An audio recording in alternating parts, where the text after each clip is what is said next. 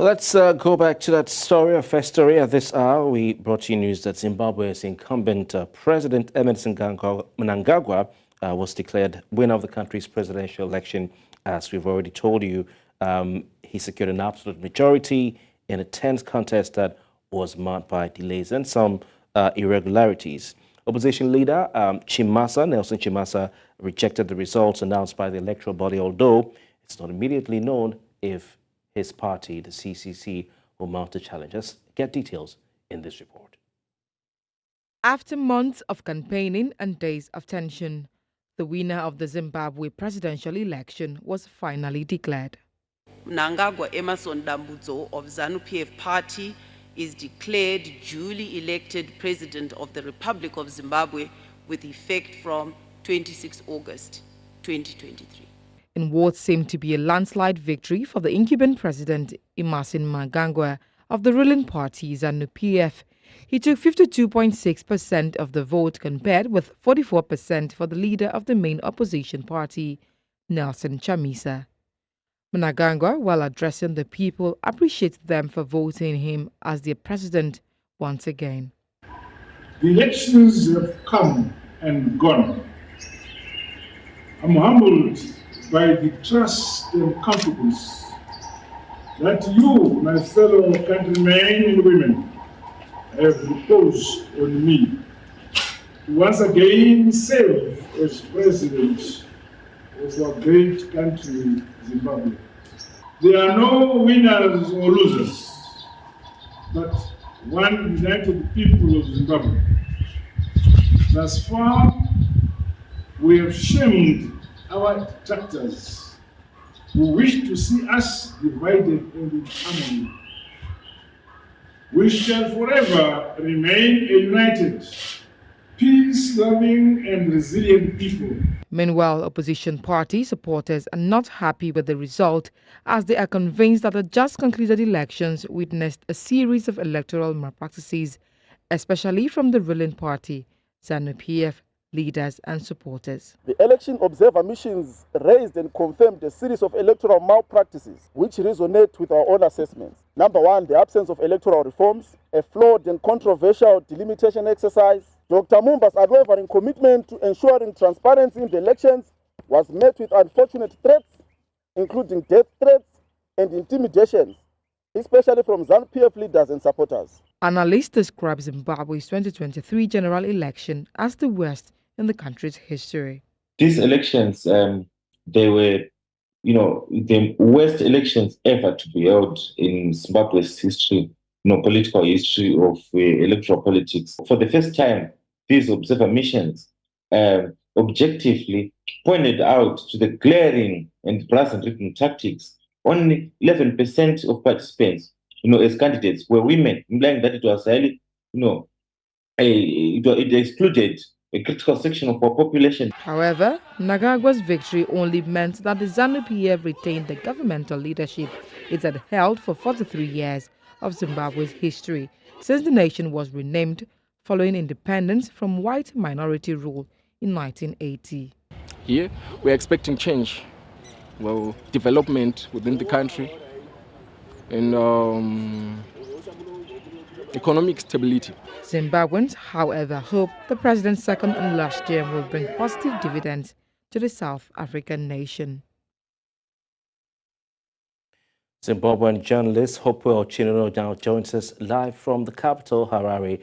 Hopewell, thank you very much for your time. Thank you very much for having me.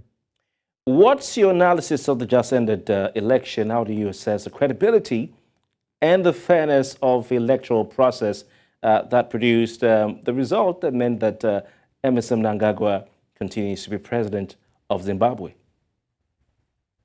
Well, using a democratic standard, which is defined by the SADC region, which is the Southern African group of countries, and by the African Union, the election was flawed because, for starters, in urban areas which are a stronghold for the opposition, they didn't have ballot papers for over 12 hours in many of the places.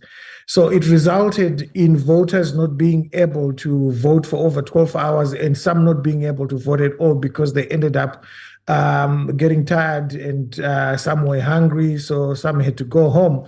Mothers with children could not wait for more than 12 hours to cast their vote. So there was an element of voters not being able to vote. And the second aspect is that in rural areas, in the countryside, where ZANU-PF claims to have a stronghold, citizens were subjected to intimidation and fear.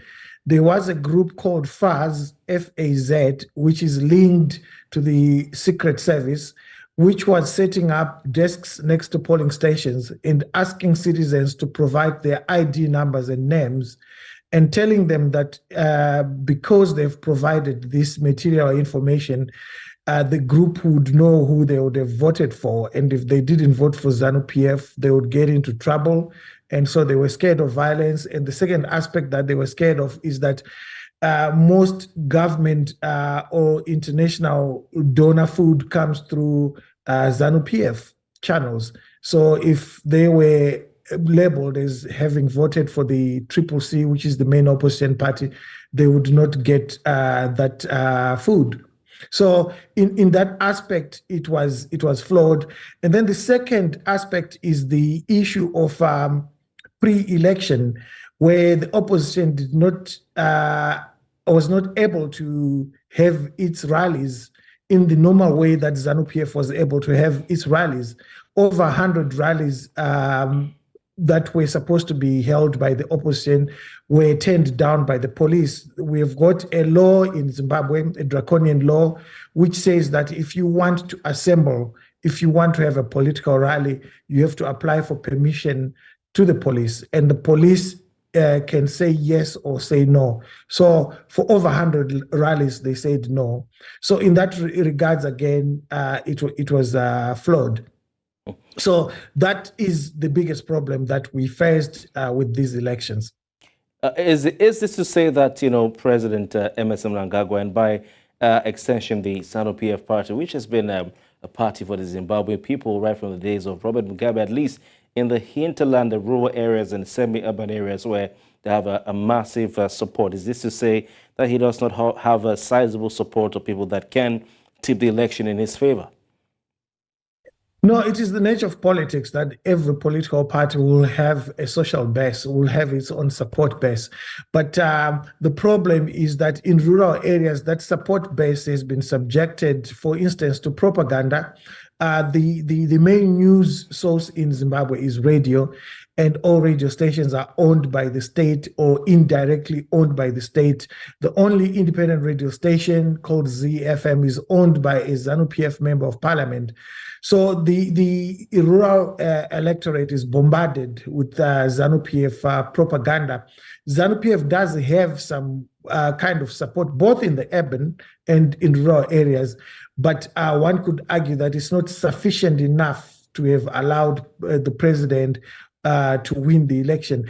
The weakness, or rather the weaknesses for the opposition, was that it did not manage to deploy polling agents at every polling station.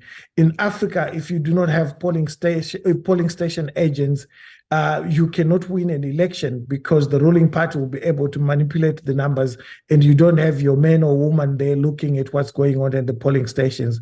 And again, it seemed like a show mainly for the president or presidential candidate Nelson Chamisa. This is not the first time that Nelson Chamisa gets a higher vote than his party. It happened again in 2018. So I think the opposition needs to reflect on this, and it needs to make sure that the political party, its vehicle for challenging for power, is much stronger than what it was in 2018 and what it is today.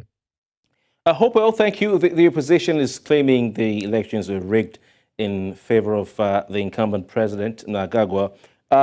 Is there potential for political unrest? We've seen it in the past, even in the days of the MDC, the Movement for Democratic Change.